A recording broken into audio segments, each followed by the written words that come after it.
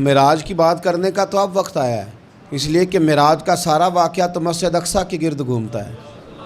سبحان الذی اسریٰ بعبدہ لیلا من المسجد الحرام الی المسجد الاقصیٰ۔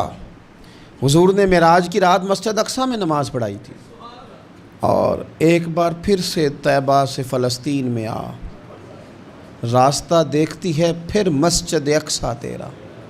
ایک بار حضور گئے تھے مکے سے مسجد اقصیٰ، اور پھر حضور فرماتے ہیں جب میں واپس گیا نا تو کفار نے جو کہ مسجد اقصیٰ دیکھی ہوئی تھی تو مجھ سے پوچھنا شروع کر دیا کہ مسجد اقصیٰ کی کھڑکیاں کتنی ہیں، دروازے کتنے ہیں، پلر کتنے ہیں۔ جب انہوں نے سوال جواب کیے تو حضور فرماتے ہیں کہ رب کریم نے مسجد اقصیٰ کو اٹھا کے میرے سامنے رکھ دیا۔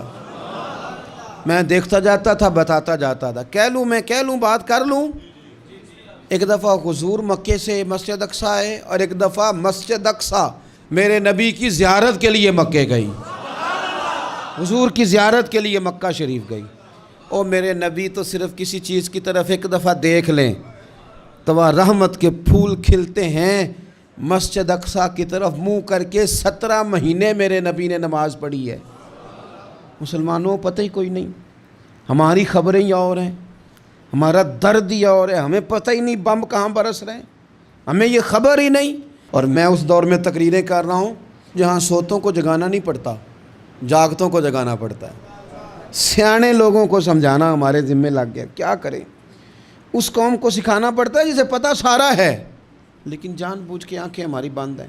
یہ مولوی کو بات کرتا تو لوگ کہتے دیکھو مولوی گالی دیتا ہے، لیکن اگر قائد اعظم محمد علی جناح کہے کہ اسرائیل امریکہ کی ناجائز اولاد ہے تو پھر تو تمہیں ہضم کر لینا چاہیے نا، پھر تو لیبرل کو بھی ہضم ہونا چاہیے نا کہ قائد اعظم نے کہا ہے، اور اس ناجائز بچے کو تم نے اتنی طاقتیں دے دی کہ وہ مسلمانوں کے قبلہ اول میں نماز پڑھنے والوں کو بھی نہ بخشے۔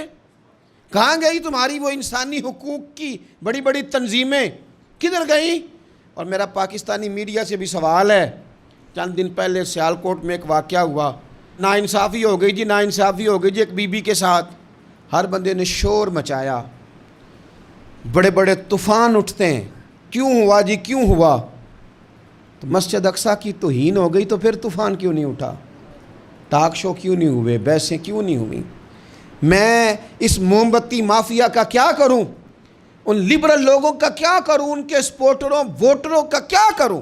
ان سیاسی جماعتوں کے کارکنوں کو کیا نام دوں کہ جو ان فضول بحثوں میں تو وقت ضائع کرتے ہیں، اور وہ مسجد اقصیٰ جس کے بارے میں میرے نبی پاک صلی اللہ علیہ وسلم سے ایک صحابیہ نے پوچھا تھا، یا رسول اللہ مسجد اقصیٰ میں نماز پڑھنا کتنا کو بہتر ہے باقی نمازوں کے مقابلے میں؟ تو حضور نے فرمایا 1000 گنا بہتر ہے۔